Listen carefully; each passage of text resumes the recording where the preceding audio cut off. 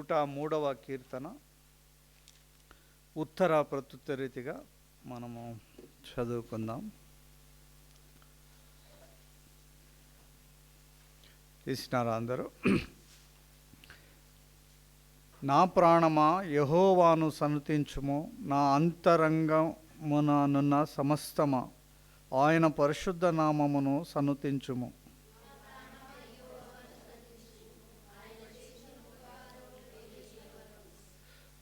ఆయన నీ దోషములన్నిటినీ క్షమించువాడు, నీ సంకటములన్నిటినీ కుదుర్చువాడు.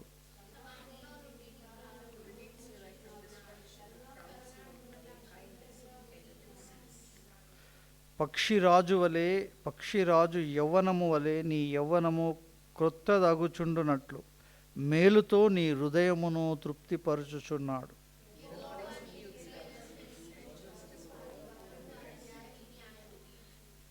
ఆయన మోషేకు తన మార్గమును తెలియజేసెను, ఇశ్రాయేలు వంశస్థులకు తన క్రియలను కనుపరచెను.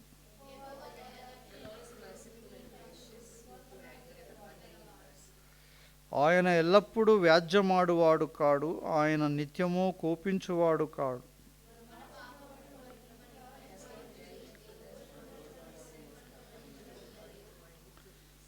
భూమి కంటే ఆకాశం ఎంత ఉన్నతముగా ఉన్నదో ఆయన యందు భయభక్తులు గల వారి ఎడల ఆయన కృప అంత అధికముగా నున్నది.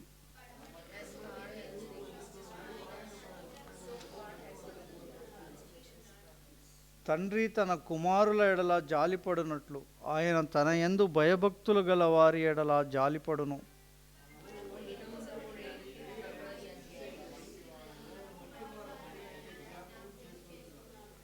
నరుని ఆయువు గడ్డివలెనున్నది, అడవి పువ్వు పూయునట్లు వాడు పూయును.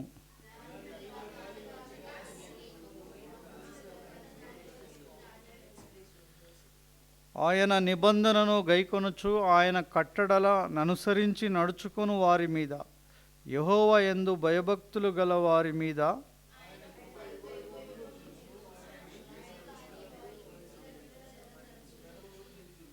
యెహోవా ఆకాశమందు తన సింహాసనమును స్థిరపరిచి ఉన్నాడు. ఆయన అన్నిటి మీద రాజ్య పరిపాలన చేయుచున్నాడు.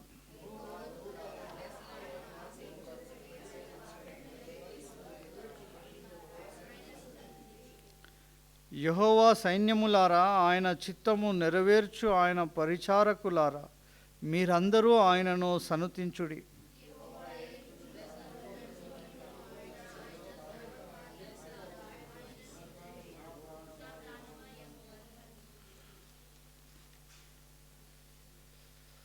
మరి చాలా చక్కటి కీర్తన మరి దావీదు రాజు ద్వారా రాయబడి ఉన్నది.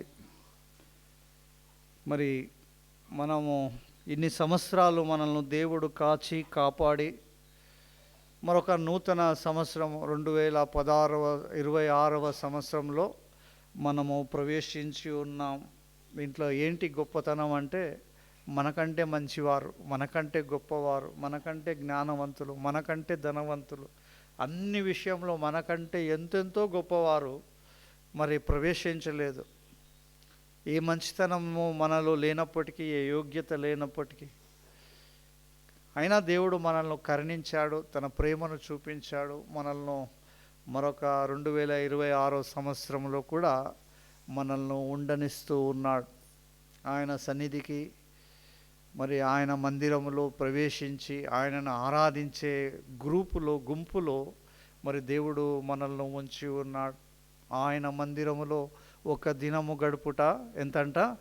1000 దినముల కంటే శ్రేష్టమంట. మరి దుఃఖకరం ఏంటంటే చాలామంది ఈరోజు కనపడతలేరు. మరి వాతావరణం కూడా చల్లగా ఉంది, ఇంకా పండుకొని ఉన్నారేమో. కానీ మరి దేవుణ్ణి ఆరాధించటం అనేది మన జీవితంలో ఎంతో గొప్ప ఆశీర్వాదకరము. దేవునికి మనం ఏమి ఇవ్వగలం చెప్పండి? ఏమిస్తావు? బంగారమా, వెండ్యా? నీ ఆస్తి అంతా ఇచ్చినా ఆయన సంతోషిస్తాడా? ఏం కోరుకుంటాడు దేవుడు మనల నుంచి? ఒక మంచి ఆరాధన కోరుకుంటాడు. యథార్థముగా ఆరాధించువారు ఆత్మతోనూ సత్యము, అంతే దేవుడు మన నుంచి కోరేది. అంతే అన్నట్టు. మనం కృతజ్ఞత, దేవుడు మనకు చేసిన మేలకు, ప్రభా ఇన్ని సంవత్సరాలు నన్ను కాపాడావు, ఇలాంటి భయంకరమైన రోగాల నుంచి నన్ను తప్పించావు, భయంకర యాక్సిడెంట్స్ నుంచి నన్ను తప్పించావు, నా జీవితంలో ప్రభా దేనికి పనికిరాని నన్ను ఒక స్థాయికి తీసుకొచ్చావు అయ్యా, ఈరోజు ఈ దినం ఉన్నానంటే నీ కృపనే తండ్రి, నీకు స్తోత్రం అని మన అంతరంగము నుంచి, హృదయము నుంచి ఒక 2 మాటలు ఆయనతో చెప్పడము ఆయన ఇష్టపడతాడు. ఆయనకు కృతజ్ఞత మనం చూపించడము ఆయన ఎంతో సంతోషిస్తాడు. అంతే దేవుడు కోరేది. నీ నుంచి, నన్నుంచి ఆయన వేరే ఏమీ కోరేవాడు కాడు. ఎందుకంటే ఈ సర్వ సృష్టి ఆయనది, ఆయన మాట ద్వారా నిర్మింపబడేది. బంగారం ఇచ్చినా ఆయనదే, నువ్వు ఏమిచ్చినా ఆయనకు చెందిందే అది. కాబట్టి ప్రభునందు ప్రియమైన ప్రియులారా, ఎన్నో సంవత్సరాల కిందనే దావీదు ఈ విషయాలను గుర్తించాడు. అయ్యో, నేను ఎలాంటి వాడిని? ఒక గొర్రెల కాపరిని, ఒక గొర్రెలు మేపుకునేవాడిని, అల్పస్థాయి నాది. నా ఇంటిలో కూడా ఏంటంటే ఆయనకు కడపటి వాడంట, లెక్కలో ఎంచుకోలేదు ఆయనను. ఏం చేశారు? గొర్రెల కాపరి. అందరూ సైన్యంలో యుద్ధం చేయడానికి మంచి స్థాయిలో ఉంటే మరి దావీదు మాత్రం ఏం చేస్తున్నాడు? గొర్రెలు మేపడానికి గొర్రెలను తీసుకొని అడవులలో తిరుగుతూ ఉన్నాడు. అలాంటి వ్యక్తి మీద దేవుని కృప వచ్చింది, దేవుని దృష్టి ఆయన మీద పడింది. ఎందుకు పడింది అంటే ఆయన ఏ పరిస్థితిలో ఉన్నా, ఎక్కడున్నా ఆయన హృదయములో దేవుడు ఉన్నాడు. దావీదు హృదయములో దేవుడు ఉన్నాడు. ఆయన ఆ అడవుల్లో కూడా ఆ గొర్రెలు మేపుకుంటూ, ఆ వాయిద్యాలు వాయించుకుంటూ దేవుణ్ణి స్తుతిస్తూ గడిపేవాడు అన్నట్టు. దేనికి ఆయన బాధపడలేదు. నా అన్నదమ్ములు మంచి స్టేటస్లో ఉన్నారు, నా తల్లిదండ్రులు నన్ను ఏదో తక్కువ చూస్తున్నారు, ఆయన ఎప్పుడు అనుకోలేదు. ఏ పరిస్థితిలో ఉన్నా ఆయన ఏం చేశాడు? దేవుడిని ఆరాధించడం నేర్చుకున్నాడు. వాయిద్యాలు వాయిస్తూ, పాటలు పాడుస్తూ దేవునికి ఆనందంగా గడుపుతూ ఉన్న దావీదును దేవుడు దృష్టించాడు. ఏ పరిస్థితిలో ఉన్నా దావీదు నన్ను స్తుతిస్తూ ఉన్నాడు. ఇలాంటి దావీదును నేను ఏం చేయాలంటే గొప్ప రాజుగా నియమించాలని దావీదును అనుకున్నాడు. గొప్ప మర్మము అక్కడ దావీదు జీవితంలో మనం చూస్తూ ఉన్నాం. మనం కూడా దేవుణ్ణి అన్ని పరిస్థితుల్లో, ఎలాంటి పరిస్థితులు మనకు వచ్చినప్పటికీ దేవుణ్ణి స్తుతిస్తూ ఉన్నప్పుడు దేవుని దృష్టి మనపైన ఉంటుంది. చక్కని విషయము మనము నేర్చుకునవచ్చును. ఆ ప్రకారము కీర్తనల గ్రంథంలో ఏమని రాయబడింది? దావీదు దినమునకు 7 మార్లు స్తుతించేవాడంట దేవుణ్ణి. ఎన్ని మార్లు? 7 మార్లు స్తుతించేవాడు. దినమునకు 3 మారు ప్రార్థన చేసేవాడు. దావీదు జీవితము మనకెంతో ఒక చక్కని ఉదాహరణగా నిలుస్తూ ఉంది. అందుకే దావీదు ఏమని ఆరాధించాడు? 2 వచనాల్లో మనం తెలుస్తుంది. నా ప్రాణమా యెహోవాను సన్నతించుము, నా అంతరంగముననున్న సమస్తమా ఆయన పరిశుద్ధ నామమును సన్నతించుము. నా ప్రాణమా యెహోవాను సన్నతించుము, ఆయన చేసిన ఉపకారములలో దేనిని మరొక. ఎవరికి చెప్తున్నాడు? సంఘానికి చెప్పటం లేదు ఆయన. మీరు ఆరాధించండి, నేను కొంచెం అటు తిరిగి వస్తా అని ఇతరులకు చెప్పడం లేదు ఆయన. ఎవరికి చెప్పుకుంటున్నాడు?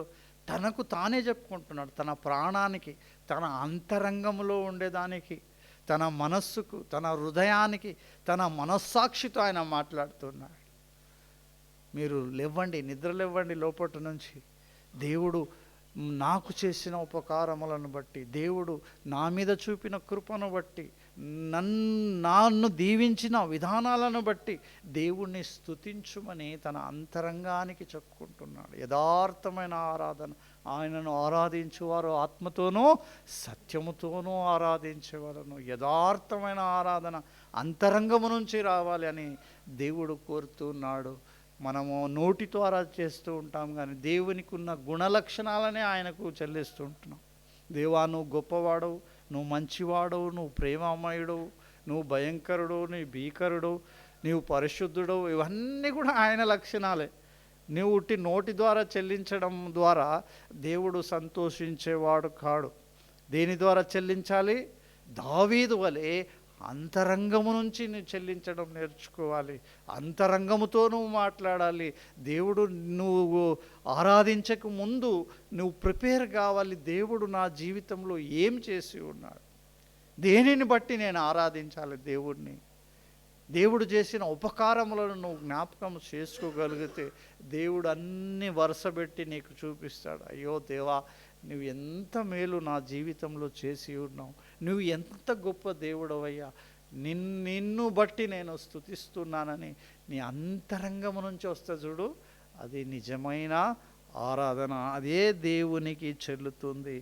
కనుక ఎంత చక్కటి ఆరాధన కదా దావీదు మహారాజు దేవుడికి చేస్తూ ఉన్నాడు కదా. ఈ సంవత్సరం మనం కూడా ఒక మంచి తీర్మానంతో వెళదామా? ఈ సంవత్సరము అంతా నేను ఒక మంచి ఆరాధికుడిగా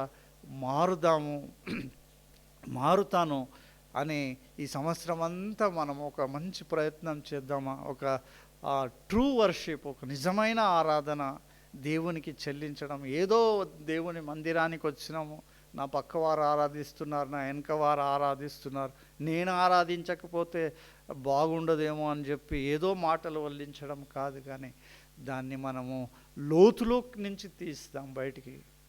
దేవుడు నాకేమై ఉన్నాడు, దేవుడు నాకేం చేసి ఉన్నాడు, దేవుడు నన్ను ఎలా నడిపిస్తున్నాడు, ఏ మాటలు మనం జ్ఞాపకం చేసుకుంటే అవి మనసులో వస్తే అవే మాటల ద్వారా దేవుణ్ణి ఆరాధించడము ఎంతో ఉత్తమము. ఇంకా ఈ కీర్తన మనకెంతో మామూలుగా కనపడుతుంది, కానీ ఈ కీర్తనలో చాలా విషయాలను మనము నేర్చుకోవచ్చు. ఈ కీర్తనలో మనం చూసినప్పుడు 14, 15, 16 వచనంలో మనం చూసినప్పుడు మన స్థితిని చూపెడుతుంది. నరుడు ఏమై ఉన్నాడు, నీ యొక్క స్థితి ఏంటి, నువ్వు ఎలా నిర్మించబడ్డావు, ఎలా నశించిపోతావు, నీవు దేవుని దృష్టిలో ఏంటి అనేది ఈ వచనాలు చూపిస్తుంది, నరుని స్థితిని చూపిస్తుంది. మరి 10, 11, 12, 13, 3, 4, 5 వచనాల్లో అటువంటి మన స్థితిని దేవుడు గమనించి మనపైన ఆయన చూపిన కృపను వర్ణిస్తూ ఉందంట. 6, 7, 8 వచనాల్లో మనం చూసినట్టయితే ఆ దేవుని ఒక గుణము, దేవుని ఒక గుణాన్ని వర్ణిస్తూ ఉంది. ఆ తర్వాత 20, 21, 22లో మనం చూస్తే ఆయన బలమును చూపెడుతుంది. ఇంత గొప్ప దేవునికి మొదటి 2 వచనాలు ఆయనకు స్తుతి చెల్లించాలని నేర్పిస్తూ ఉంది. ఈ కీర్తనలో మనం ఒక వరుస క్రమంలో మనం పేర్చుకుంటే ఇలాగుంటుందంట. మొట్టమొదటి నరుని స్థితి, దానిపైన దేవుని కృప, ఆయన గుణలక్షణాలు, ఆయన బలమును చూపెడుతుంది, ఆయనకు స్తుతి చెల్లించాలని మనకు నేర్పిస్తూ ఉంది. ఇప్పుడు మనము మన స్థితిని చూద్దాం. మనం ఏమై ఉన్నామో దేవుని దృష్టిలో మనం ఏమై ఉన్నామో చూస్తే 14, 15, 16 వచనములో రాయబడి ఉంది. మనము నిర్మింపబడిన రీతి ఆయనకు తెలిసే ఉన్నది. ఏంటంట? తెలిసే అంటే ఖచ్చితంగా తెలుసు అన్నట. ఆయనకు తెలిసే ఉన్నది. మనము మంటివారమని ఆయన జ్ఞాపకము చేసుకొనుచున్నాడు. ఏమంట? మనము నిర్మింపబడిన. ఎవరు నిర్మించారు మనల్ని? వేరే ఎవరో నిర్మించలేదు, ఆయనే నిర్మించాడు. కనుక ఆయనకు బాగా తెలుసు మనం నిర్మింపబడిన రీతి. ఎలా నిర్మించాడు దేవుడు మనల్ని? దేవుడైన యెహోవా నీలమంటితో ఏం చేసినాడు? నరుణ్ణి నిర్మించి వాని నాసికా ఆంధ్రములలో జీవవాయువును ఊదగా నరుడు జీవాత్మాయను. ఎట్లా సృష్టించాడంట దేవుడు మనల్ని? మంటిని తీసుకొని ఆ మంటి ద్వారా మనకు ఒక బొమ్మను చేసి ఆ బొమ్మలో నాసికాంధ్రంలో ముక్కులో తన జీవవాయువును అంటే ప్రాణమును, జీవవాయువును అంటే ప్రాణమును ఊదగా ఏమైపోయాడంట? నరుడు జీవాత్మ అయినాడంట. ఇప్పుడు ఆ దేవునికి ఏం తెలుసంట? మనం నిర్మింపబడిన రీతి ఆయనకు తెలుసంట. రే వీడిని నేను మట్టి ద్వారా చేశాను, మట్టి ద్వారా. ఏమండి, కొన్ని వస్తువుల మీద మన ఇంటికి పార్సల్ వచ్చినప్పుడు ఆ డబ్బాల మీద రాసి ఉంటుంది. ఏమని రాసి ఉంటుంది? హ్యాండిల్ విత్ కేర్ అని ఉంటుంది. అంటే జాగ్రత్తగా దీన్ని పట్టుకోండి. మీరు మీ చేయి జారితే ఏమవుతుందంట? ఆ లోపల ఉన్న వస్తువు పగిలిపోయి నాశనం అయిపోతుంది. అట్లా దేవుడు ఏం చేస్తున్నాడంట? మనల్ని హ్యాండిల్ విత్ కేర్ తోటి మనల్ని హ్యాండిల్ చేస్తున్నాడంట. దేవుడికి తెలుసారే వీడు మట్టివాడు, వీడిని గట్టిగా ఒక దెబ్బ కొడితే ఏమైపోతాడు? వీడు కనపడకుండా పోతాడు, తిరిగి మన్నైపోతాడని దేవునికి తెలుసు. కాబట్టి దేవుడు మనల్ని ఎంతో హ్యాండిల్ చేస్తున్నాడు, స్మూత్గా హ్యాండిల్ చేస్తున్నాడు, ఎంతో జాగ్రత్తగా మనల్ని నడిపిస్తున్నాడంట. అవునండి, ఇశ్రాయేలీలను ఏం చేసినాడంట? ఆయన తమ భుజముల మీద మోసుకొని, తన రెక్కల మీద మోసుకొని ఏం చేసినాడంట? ఐగుప్తు నుంచి కానానుకు తీసుకొచ్చినాడంట. మోసుకొని తీసుకొచ్చినాడంట. ఎందుకు? వీళ్ళ సొంతంగా వీళ్ళ శక్తి సామర్థ్యము సరిపోదు. ఐగుప్తు నుంచి ఇశ్రాయేలుకు వీరు క్షేమంగా నడవలేరనే దేవుడికి తెలుసు. కాబట్టి ఆయన కలగజేసుకుని, ఆయన మోసుకొని తీసుకొని వచ్చినాడంట. ఆ తర్వాత ఏమంటున్నాడంటే, నరుని ఆయువు ఎట్లుందంట? గడ్డి వలెనున్నది, అడవి పువ్వు పూయినట్లు వాడు పూయును, దాని మీద గాలి వీచగా అది లేకపోవును, ఆ మీదట దాని చోటు దాని నెరగదంట. ఎటువంటి పరిస్థితిలో మనం ఉన్నామంట? గడ్డి వలె ఉన్నామంట. గడ్డి మీద గట్టి గాలి వీచిందంటే ఏమవుతుందంట? గడ్డి రాలిపోతుందంట, అడ్రస్ లేకుండా పోతుందంట. ఏ చోటులో అయితే అది పెరిగిందో ఆ చోటుకి కూడా తెలియదంట ఎటు పోయినామో ఏమయ్యామో. ఏమండి, మొదటి పేతురులో చూడండి 1:24, మొదటి పేతురు.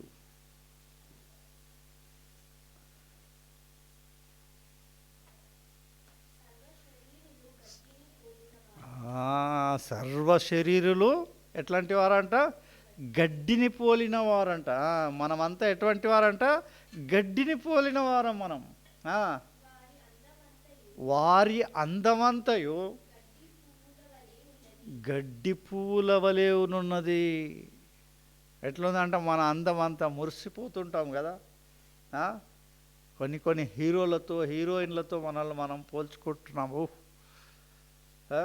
అట్లుంటాను నేను, ఇట్లుంటాను, నా స్టైల్ ఇట్లా, నాది ఇట్లా అంటే ఒక 50 సంవత్సరాలు 60 సంవత్సరాలు దాటితే తెలుస్తుంది నీ ఒక పరిస్థితి ఏంటో. నువ్వు ఎంత అందగాడివో, ఎంత అందగత్తెవో.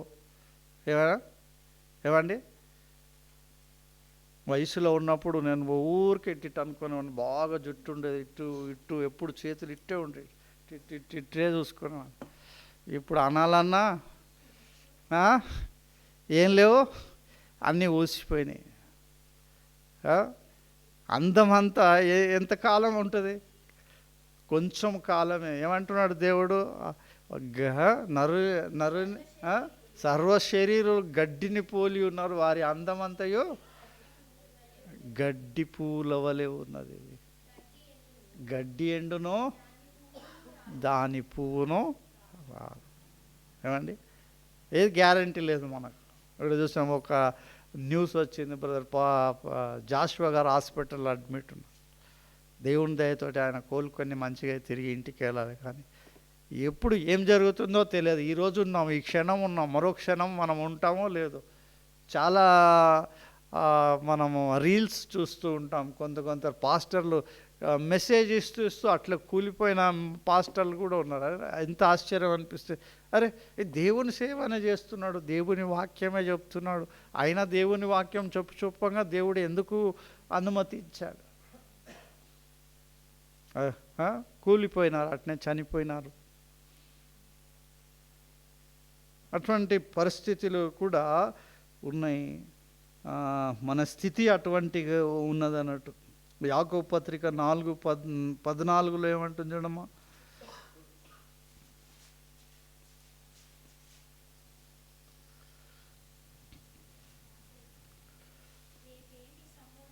రేపేమి సంభవించునో మీకు తెలియదు, మీ జీవమే పాటిది. మీరు కొంతసేపు కనపడి అంతలో మాయమైపోవు ఆవిరి వంటి వారు కారా. ఏమంటున్నాడు దేవుడు? రేపేమి సంభవించునో ఎవరికి తెలియను. చెప్తావా రేపు ఉంటావా అని? రేపు గ్యారంటీ రాసిస్తారు ఎవరైనా రేపు నేను బతికి ఉంటానని? రేపేమి సంభవించునో ఎవరికి తెలియను. మీ జీవం ఏ పాటిది? మీరు కొంతసేపు కనబడి అంతలో మాయమైపోవు ఆవిరి వంటి వారు కారా. ఏమండి, చలికాలం బాగుంది. మనం మాట్లాడుతుంటే అప్పుడప్పుడు మన నోటి నుంచి ఏమొస్తుంటుంది? ఒక ఆవిరి వస్తుంటుంది. గమనిస్తున్నారు అండి? ఆవిరి ఒక పొగలాగా మనకు కనపడుతుంది. ఎంతసేపు కనపడుతుంది? నోరు తెరవంగానే ఇట్లా కనపడుతుంది. మళ్ళీ దాన్ని చూడాలంటే కనపడుతుంది. మనం ఇంట్లో కుకింగ్ చేస్తూ ఉంటాం. ఆ ఒక కడాయి నుంచో, ఆ ఒక డేక్ష నుంచో, కుక్కర్ నుంచో ఆవిరి ఇట్లా పైకి లేస్తూ ఉంటుంది. చూడంగానే కనపడుతుంది. దాన్ని మళ్ళీ చూడాలంటే ఇంతలో కనపడి అంతలో మాయమైపోయిందంట. అరే ఇప్పుడే కనపడిందే, ఎక్కడుంది? ఎవరైనా వెతికి పట్టుకోగలరా దాన్ని? అది ఎటు పోయిందో మనకు తెలియదు. ఇంతలో కనపడి అంతలో మాయమైపోవు ఆవిరి వంటి వారే అని మీరు జ్ఞాపకం చేసుకోండి. మీ పరిస్థితిని, మీ స్థితిని జ్ఞాపకం చేసుకోండి. మీరు విర్రవీగిపోతున్నారు కదా, నా అంత అందగత్తె లేదు, నా అంత జ్ఞానవంతుడు లేడు, నా అంత బలవంతుడు లేడు, నాకంటే గొప్పవాడు లేడు అని మనుషుల స్వాభావిక ఏమంటారు గుణం అది. ఎవరిని తప్పుపట్టలేదు. మన అంతర్యములో నుంచే వస్తుంది అన్నట్టు. అది మనం ఏమనుకుంటాం? మనం చాలా గొప్పవారం, మనకంటే పక్కవాడు వేస్ట్ ఫెలో. దేవుడేమంటున్నాడు? కాదు కాదు, మొట్టమొదటి నీ స్థితిని నీవు జ్ఞాపకం చేసుకో. నీ అందాన్ని చూపెడుతున్నాడు, నీ జీవాన్ని చూపెడుతున్నాడు. నువ్వు ఇంతలో కనపడి అంతలో మాయమైపోయేవాడని గుర్తు చేస్తూ ఉన్నాడు. మరి 90వ కీర్తన 10వ వచనం కూడా మనకు తెలుసు కదా. నరుని ఆయుష్కాలము 70, అధిక బలమున్న ఎడల 80. అయినను వాటి వైభవము, ఆయాసము, దుఃఖమే. ఏమండి, ఇప్పుడు నాకు 50 సంవత్సరాలు క్రాస్ అయినాను. 50 సంవత్సరాలు 2 సార్లు చాలా ప్రమాదకరమైన స్థితిలో హాస్పిటల్లో ఉన్నాను. 2 సార్లు కూడా బ్రతికే ఛాన్స్ లేదనుకున్నాను. మొదటి సంవత్సరంలోనే మొదటిసారి వచ్చినప్పుడు డాక్టర్ ఏమన్నాడంటే, నీకు హార్ట్ అటాక్ వచ్చిన 1 అవర్లో నువ్వు హాస్పిటల్లో ఉన్నావు, అందుకే నువ్వు బతికిపోయినావు. ఒకవేళ ఆ నెగ్లిజెన్సీ నేను చేసి ఉంటే ఈరోజు ఉండేవాడినా? ఏమండి, రెండోసారి కూడా ఎంత దుఃఖపడ్డామో తెలుసా? ఒక హాస్పిటల్కి వెళ్ళినాం. రెండోసారి హార్ట్లో అవి ఏమంటారు, వెయిన్స్ అన్నీ కూడా బ్లాక్ అయిపోయినాయి. నువ్వు పలానా డేట్కి రా, నీకు ఆపరేషన్ చేస్తామని అదేమో దేశ్ముఖ్ ఏమంటారు, దుర్గాబాయి దేశ్ముఖ్ హాస్పిటల్లో డాక్టరు ఆ రిపోర్ట్స్ అన్నీ చూసి నువ్వు ఈరోజు వచ్చి అడ్మిట్గా అన్నాడు. సరే అని నేను మా వైఫ్ మేరీ ఇద్దరు వెళ్ళినాము. లోపల పోయి అడ్మిట్ కావాలి. ఒక ధైర్యం ఉండింది. అక్కడ మన ఒక సిస్టర్ కూడా పనిచేస్తుంది. ఆమె త్రూలో పోతే అరే ఇక్కడ ఏదో నాకు మేలు జరుగుతుందేమో, ఇక్కడ ఆమె ఏదో సపోర్ట్ చేస్తుందేమో అని ఒక ధైర్యంతో ఆ హాస్పిటల్లోకి వెళ్ళిన తర్వాత హాస్పిటల్లో డాక్టర్ ఏమన్నాడంటే, అరే ఇక్కడ మిషన్లో ఏదైతే యాంజియోగ్రామీ చేయాలనో ఆ మిషన్లన్నీ పాడైపోయినాయి, ఇంకా బాగా కాలేదు, నువ్వు ఏదైనా వేరే హాస్పిటల్కి వెళ్ళమని మమ్మల్ని పంపించేసాడు.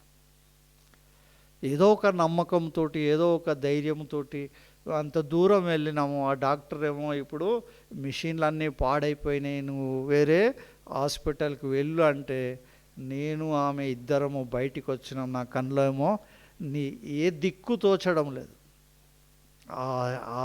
ఆ మూమెంట్ ఎట్లుండిందంటే నాకేం అర్థం కావడం లేదు. అరే ఇది ఇక్కడ ఏదో నాకు మేలు జరుగుతుంది అని నేను అనుకుంటే ఈ డాక్టర్ ఏమో ఇలా పంపించాడు. ఇప్పుడు నా పరిస్థితి ఏంటి? ఎక్కడ వెళ్ళాలి నేను?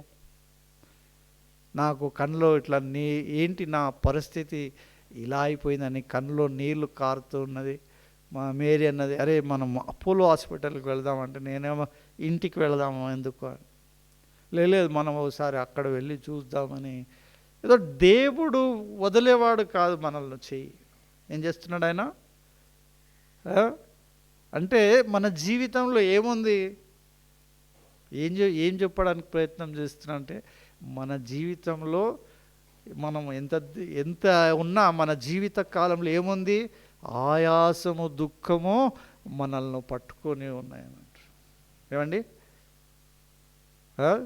మన ఏమంటాడు సొలొమోన్ రాజు ఏమంటాడంటే, నువ్వు ఎక్కువ కాలం బ్రతికితే నీ జీవితంలో చీకటి గల దినములు అనేకములు వచ్చునని జ్ఞాపకం ఉంచుకో. ఏమండి ఎక్కువ కాలం బ్రతకాలనుకుంటాం మనం. 70, 80, 70 నిండింది. ఇప్పుడు ఏమనుకుంటాం? 70 సంవత్సరాలు నేను బతకాలరా పోయి అనుకుంటాం. అదే 70 వయసుకు వస్తే ఇంకొక 10 సంవత్సరాలు నేను బతికితే బాగుండండి. అదే 80 అమ్మ ఇంత తొందరగా పోవాలి ఇంకో కొంత. మనిషి ఆశ తీరనిది, కానీ దాని వెనక ఏముంది? ఎక్కువ కాలం బ్రతికితే ఎక్కువ ఆయాసము దుఃఖమే అని ఉందని మనము జ్ఞాపకము చేసుకుందాం. ఆ తర్వాత మనము రోమపత్రికలో చూస్తున్నాం. మన స్థితిని బట్టి చెప్తున్నాను. ఏముందంటే 3:23లో ఏమంట? మనుషులందరూ పాపము చేసి దేవుడు అనుగ్రహించు మహిమను కోల్పోయినాం. 6:23లో ఏముందంటే మనం అందరము పాపము చేసి పాపానికి వచ్చు బలము మరణాన్ని కొని తెచ్చుకొని ఉన్నాం. ఏమండి ప్రకటన గ్రంథం 21వ అధ్యాయము 13 నుంచి చూద్దాం.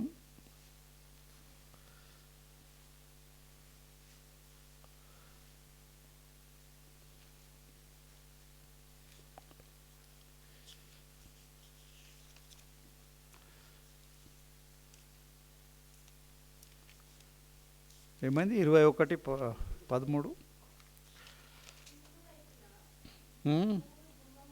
అది కాదమ్మా, 20వ అధ్యాయం చూడు.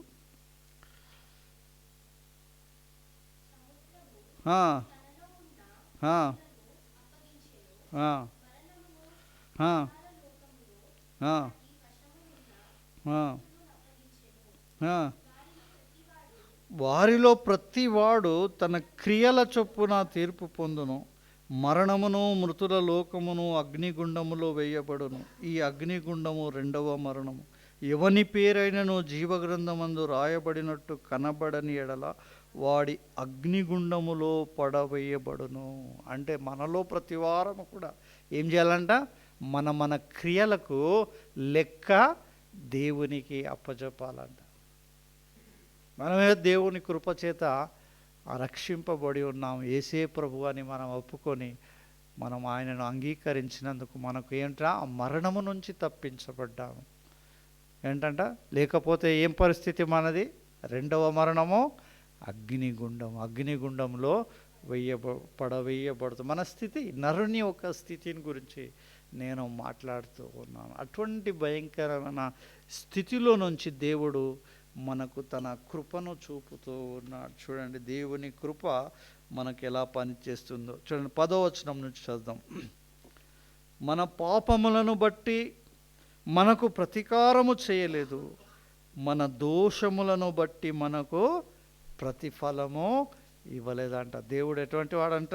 మన పాపములను బట్టి ఏం చేయాలి? మనం ప్రభువా నీవే రక్షకుడువు, నీవే దేవుడవు, నేను పాపిని, దయతో నన్ను క్షమించమని ఎప్పుడైతే ఆయన పాదాలు పట్టుకున్నామో, దేవుడు ఒకవేళ అన్నాడు, లేదు ఏం చేస్తాను నేను? ముందు నీవు చేసిన పాపాలకు నిన్ను అన్నాడు అనుకో. అని ఉంటే ఏమవుతుంటే మనం ప్రభువా ఇంకా నువ్వెందుకు నాకు? ఎందుకు? మన పాపానికి వచ్చే శిక్ష ఆల్రెడీ మరణం అన్నట్టు. కానీ అటువంటి పరిస్థితి. కానీ దేవుడు ఏం చేస్తాడంట, మన పాపములను బట్టి ఆయన మనకు ప్రతీకారము చేయలేదు, మన దోషములను బట్టి మనకు ప్రతిఫలం ఇవ్వలేదంట. వెంటనే ఎన్ని పాపాలు చేసినా, ఎన్ని ఇతరుల గురించి చెడు మాట్లాడినా, ఎందరిని దోచుకున్నా, ఏం పాపం చేసినా, ప్రభువా నన్ను క్షమించుమని ఎప్పుడైతే నీ హృదయం నుంచి అన్నా, ఓ నా బిడ్డ నేను క్షమిస్తున్నా అని దేవుడు వెంటనే క్షమించినాడు అన్నట్టు. భూమి కంటే ఆకాశం ఎంత ఉన్నతముగా ఉందో ఆయన యందు భయభక్తులు గలవారి ఎడల ఆయన కృప అంత అధికముగా ఉన్నది. పడమటికి తూర్పు ఎంత దూరమో ఆయన మన అతిక్రమములను అంత దూరపరిచి ఉన్నాడు. తండ్రి తన కుమారుల ఎడల జాలిపడినట్లు యెహోవా తన యందు భయభక్తులు గల వారి ఎడల జాలిపడు. ఏం చేస్తున్నాడంట, దేవుడు జాలిపడ్డాడు అన్నాడు మన పైన జాలిపడి ఏం చేస్తున్నాడంట,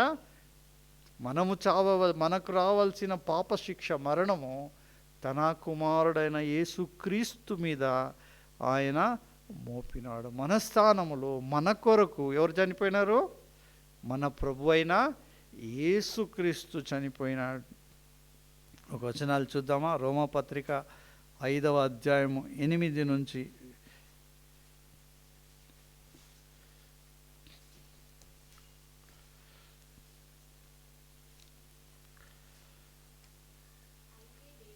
అయితే దేవుడు మన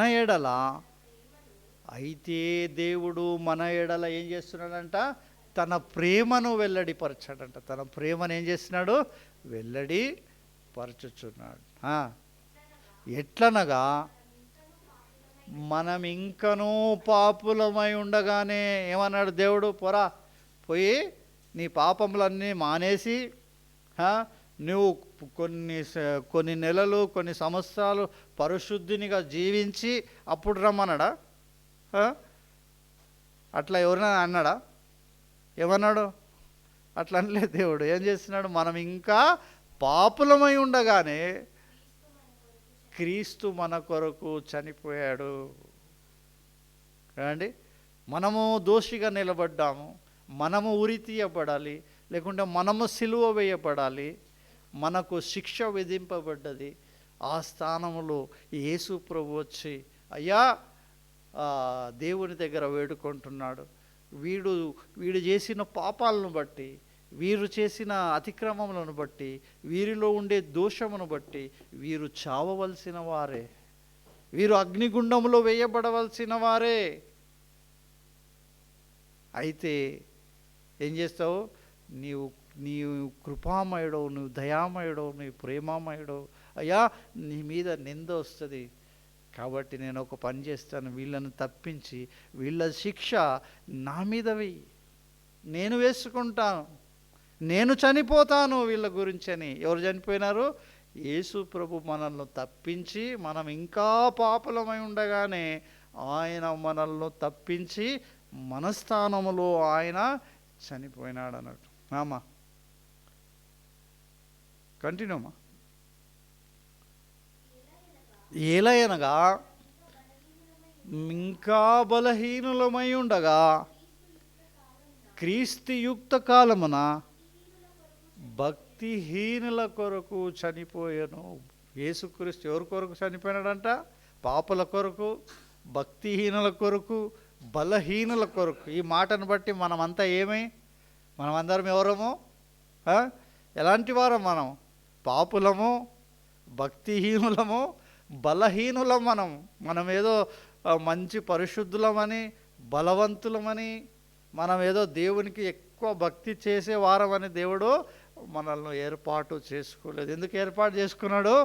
మనమందరము పాపులము, భక్తిహీనులము, బలహీనులము, ఈ లోకమందు నిర్దేయులము, దిక్కుమాలిన వారము, ఏమండి, ఏ ఆశ్రయము లేని వారము. మనల్ని దేవుడు ప్రేమించి మన కొరకు ఆయన చనిపోయినాడంట. రోమపత్రిక 3:24.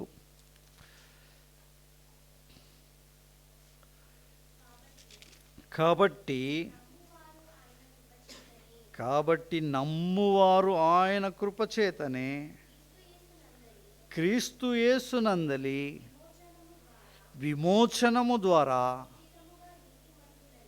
ఉచితముగా నీతిమంతులని తీర్చబడి ఉన్నాము. ఏమండి, కాబట్టి ఏమంటున్నాడు? నమ్మువారు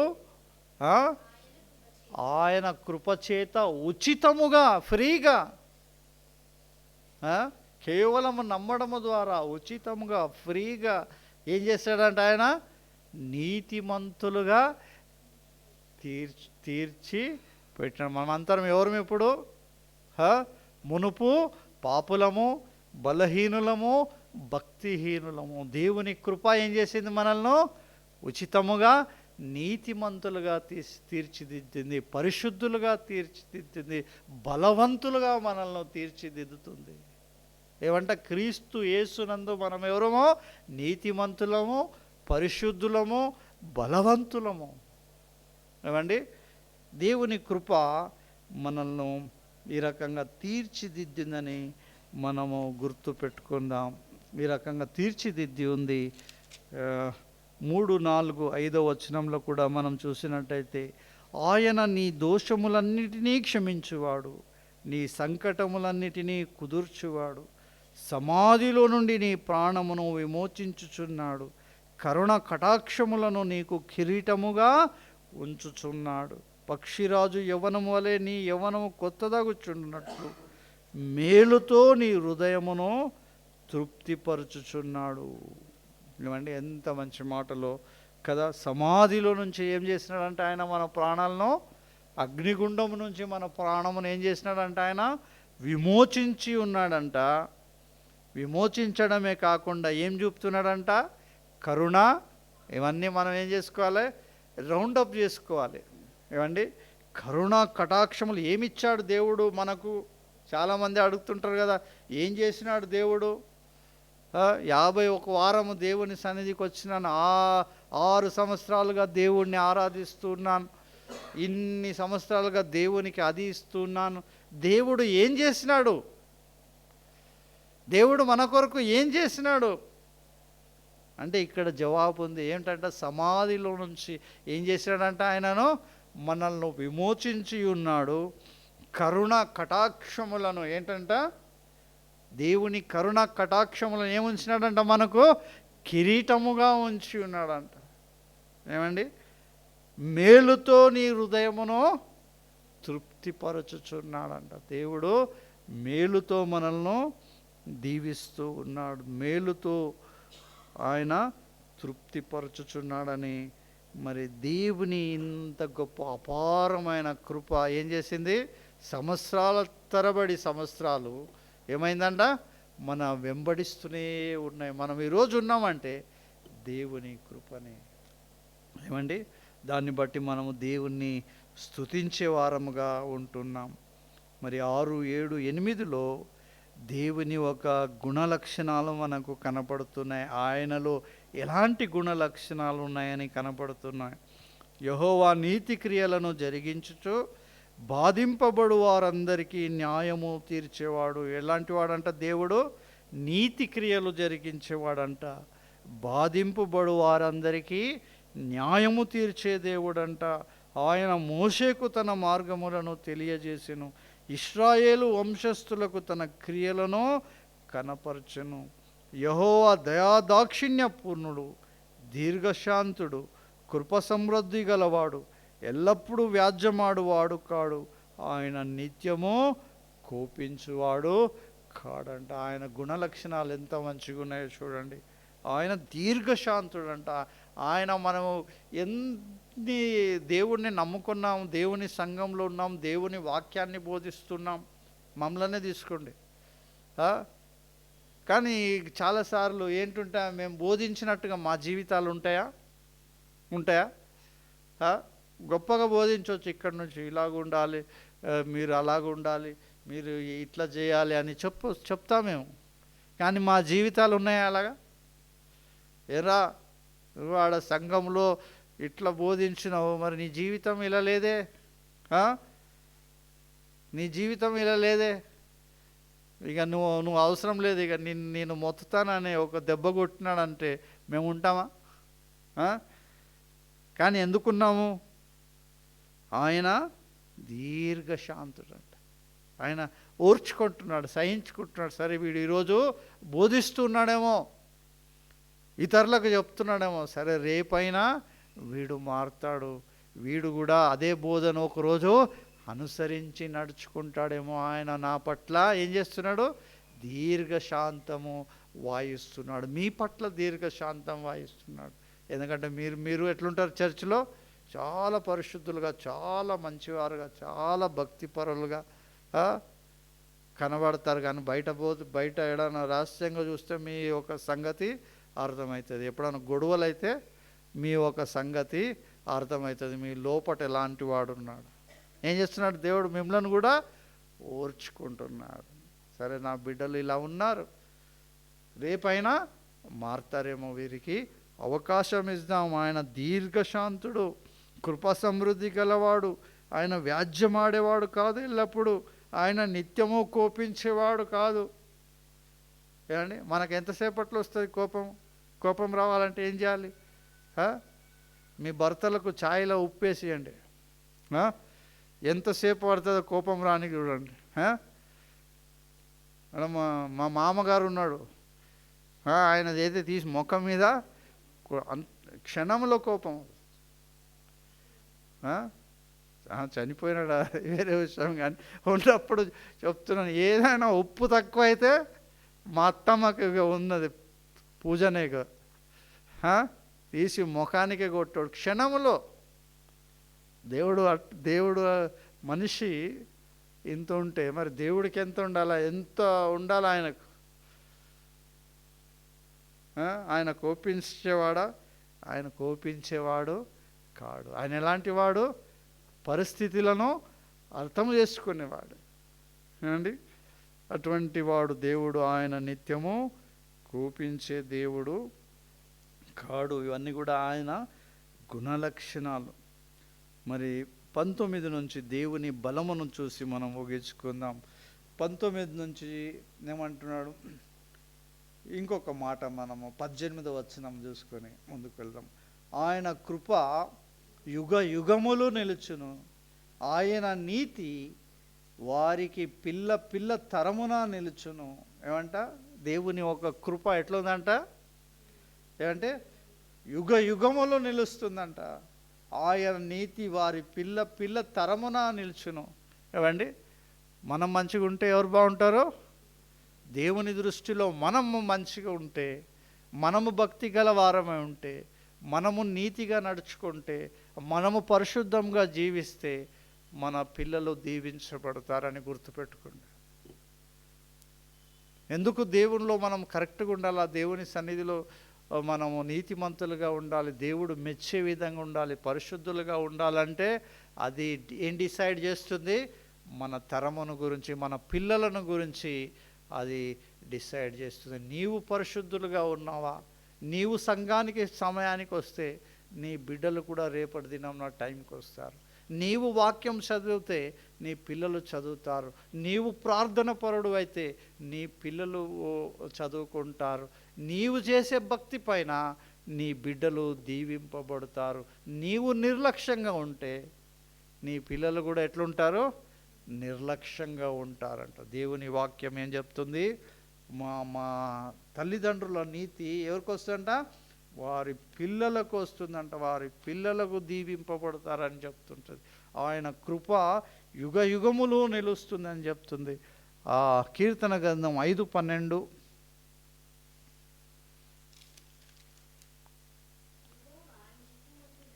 యెహోవా నీతిమంతులను, యెహోవా ఎటువంటి వాడంట? నీతిమంతులను ఆశీర్వదించేవాడంట. యెహోవా నీతిమంతులను ఆశీర్వదించేవాడని చెప్తుంది. మరి 9వ కీర్తన 10వ వచనం చూడండి.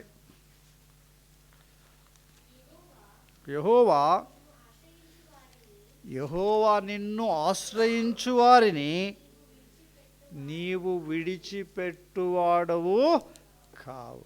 అంటే ఎటువంటి వాడంట దేవుడు? ఆయనను ఆశ్రయించు వారిని ఆయన విడిచిపెట్టే దేవుడు కాదంటే. ఇంతకు ముందు చెప్పినాను కదా, ఒక దిక్కులేని పరిస్థితిలో రోడ్డు మీద నిలబడి కళ్ళలో నీళ్లు వదులుకుంటూ నిలబడ్డాను. ఏం చేయాలో నాకు అర్థం కావడం లేదు. ఏం చేయాలి? నాకేమో చేయకపోతే బ్లాక్స్ ఉన్నాయి, ఇక చనిపోతాను అన్నట్టు. ఆపరేషన్ చేయకపోతే చనిపోతాను. ఇప్పుడు ఆపరేషన్ కోసం వెళ్ళాను. డాక్టర్ ఏమో మిషన్లు పాడై ఉన్నాయి, నువ్వు వేరే హాస్పిటల్ చూసుకుంటే ఎక్కడ పోవాలో నాకు తెలియదు. కన్నీరు కారుస్తున్నాను. నా భార్య అంటూ వచ్చారు, మనం ఇంకొక హాస్పిటల్ ట్రై చేద్దాం ఎందుకు అని. ఆమె బలవంతంగా తీసుకొని పోయింది. ఏమైంది అక్కడ? నాకు చాలా మంచి ట్రీట్మెంట్ జరిగింది అపోలో హాస్పిటల్లో. బాగా డబ్బున్న వారికి ఎట్లాంటి ట్రీట్మెంట్ జరుగుతుందో నేను ₹1 పెట్టలే హాస్పిటల్ ఖర్చులో. అప్పుడు ₹1 అంటే ఒక 2-3 వేలు పెట్టింటాను, కానీ ₹1 పెట్టలే. ఎంత మంచి ట్రీట్మెంట్ అంటే ఎవరు చేసినారు? ఆయనను ఆశ్రయించు వారికి ఏం మాట చదివింది వాక్య? నీవు విడిచిపెట్టు వాడవు కావు. విడిచిపెట్టినాడా దేవుడు? కానీ తీసుకుపోతాడు ఆయన. ఏ స్టేజ్కి తీసుకుపోతాడంటే, మనం కీర్తనలు చూస్తుంటాం, గాఢాంధకారములో లేకుంటే మరణాంధకారపు లోయలో నేను సంచరించినను ఏ అపాయమో నాకు కలుగదు. అంటే దేవుని ప్రేమ చూడాలంటే నువ్వు ఏడు ఉండాలి? గాఢాంధకారపు లోయ ద్వారా నీవు సంచరించాలి, నడవాలి. నువ్వు చీకటిలో మరణములో కొట్టుమిట్టాడాలి. కష్టము, నష్టము, బాధ, ఇబ్బంది నీకు ఎదురైనప్పుడే దేవుడు నీతో ఉన్నాడనే విషయము నీకు అర్థమవుతుంది, లేకపోతే నీకు తెలియదు కదా. అందుకే దేవుణ్ణి ఆశ్రయించు వారిని ఆయన విడువడు అన్నట్టు. నువ్వు వెళ్తావు, గాఢాంధకారపు నుంచి నువ్వు వెళ్తావు. ఆ గాఢాంధకారములో నీ చుట్టుముట్టు ఎవరు కనపడరు, ఎవరు నాకు సాయం చేసే వాళ్ళు లేరు, నన్ను నడిపించేవారు లేరు, నా పరిస్థితి ఏంటి ఇట్లా అయిపోయింది అని మనం అనుకుంటాం. కానీ దేవుడు ఏం చేస్తాడంట? మనల్ని ఎత్తుకొని నడుస్తాడంట. ఏమండి, సందర్భాన్ని బట్టి చెప్తున్నా. నాకు కొన్ని చెప్పినవి మళ్ళీ చెప్పాలంటే నాకు కొంచెం చిరాకుగా ఉంటుంది. చెప్పిన మెసేజ్లు కానీ, చెప్పిన విషయాలు కానీ. ఒక సముద్రంలో ఒక వ్యక్తి నడుస్తూ ఉన్నాడు. ఆయన బాగా ధనవంతుడు. ఆయన జీవితంలో సుఖ సమృద్ధి బాగుందంట, అన్నీ కలిసి వస్తున్నాయి. ఆయన ఏం చేసినా కలిసి వస్తుంది. ఆయనకు ఒక అలవాటు ఉండేది, మార్నింగ్ వాక్ సముద్రం ఒడ్డున చేసేవాడంట. సముద్రం ఒడ్డున ఆయన నడుస్తూ ఉండేవాడు. ఆయన ఒక్కడే నడుస్తున్నప్పుడు ఆయన వెనుక తిరిగి చూసుకున్నప్పుడు ఆయన పక్కల కూడా ఆ ఫుట్ స్టెప్స్ కనపడేవంట. ఆయన కాళ్ళ మార్కులు పక్కన కనపడేవి. ఎవరో నా పక్కన నడుస్తున్నారని ఆయన చూసుకుంటే ఆయనకి ఏమర్థమైందంటే, నా దేవుడు ఏం చేస్తున్నాడు? నాతో పాటు నడుస్తున్నాడు. నా దేవుడు నాతో పాటు ఉన్నాడు కాబట్టి నేను చేసిన పని అన్నీ కూడా దీవించబడుతున్నాయి. నాకు ఇంత డబ్బు ఉంది, నాకు ఆరోగ్యం ఉంది, నాకు సమస్తము ఉంది అని దేవుడిని స్తుతిస్తూ నడిచేవాడు. కాలక్రమేణా ఏమైందంటే అన్నీ పోయినాయి. యోబు వలె అన్నీ పోగొట్టుకున్నాయి. ఆయన నడవలేని స్థితిలో నడుస్తూ ఉన్నాడు సముద్రపు ఒడ్డున. ఆయన అప్పుడు తిరిగి చూసుకొని అంటే ఆ కాళ్ళ స్టెప్స్ కనపడతలేవాడు. అరే ఏమైనాయి? నా సుఖ సమృద్ధిలో నేను బాగున్నప్పుడు దేవుడు నాతో పాటు నడిచాడు, ఇప్పుడు నా పరిస్థితి ఏమీ బాగలేదు, దేవుడు నన్ను విడిచిపెట్టేశాడే అని బాధపడ్డాడట. దేవుడు నన్ను విడిచిపెట్టాడు అనుకుంటుంటే వెంటనే ఒక స్వరం వినబడుతుంది, నా కుమారుడా, ఏ స్టెప్స్ అయితే నువ్వు చూస్తున్నావో అవి నీవి కాదు, అవి నావి. నీ పరిస్థితి ఎంత దుర్మార్గంగా మారిందంటే నీవు నడవలేని పరిస్థితిలో ఉన్నావు కాబట్టి నిన్ను ఎత్తుకుంటూ నేను నడుస్తున్నాను కాబట్టి ఆ స్టెప్స్ ఏవైతే ఉన్నాయో అవి నీవి కాదు, నావి అని చెప్పాడంట దేవుడు. హల్లెలూయా. అట్లాంటి వాడు అన్నట్టు దేవుడు మనల్ని. ఆయనను ఆశ్రయించు వారిని ఆయన విడిచిపెట్టే దేవుడు కాడు. తర్వాత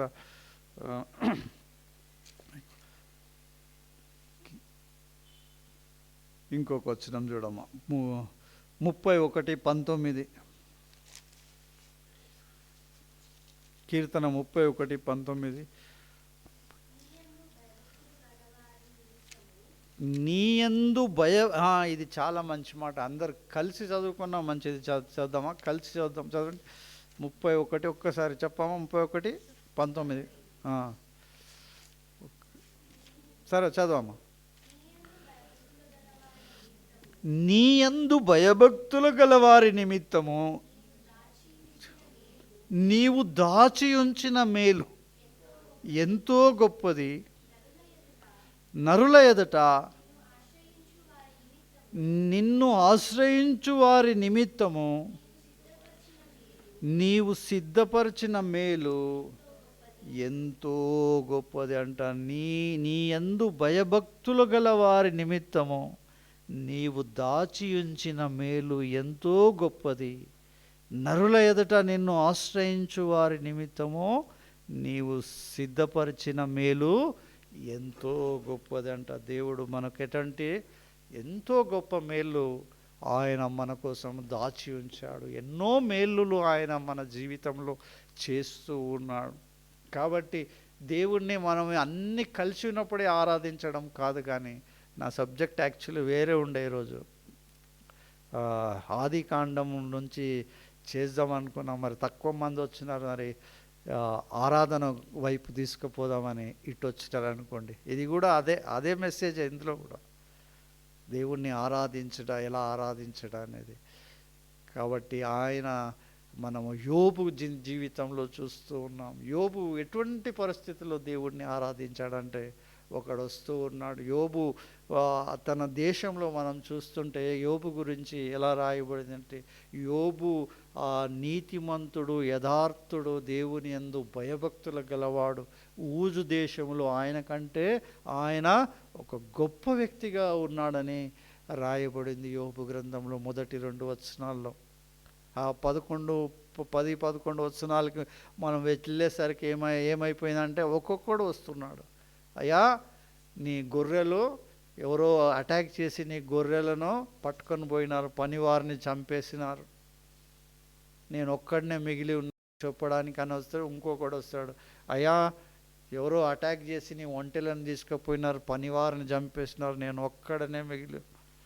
ఆ రకంగా జరుగుతూ చివరికి ఏమంటాడంటే, నీ యొక్క కుమార్తెలు విందు చేసుకుంటుంటే ఒక పెద్ద గాలి ఆ బిల్డింగ్ను కొట్టడం ద్వారా అది పడిపోయి నీ బిడ్డలందరూ చనిపోయినారు. 7 మంది కుమారులు, 3 కుమార్తెలు.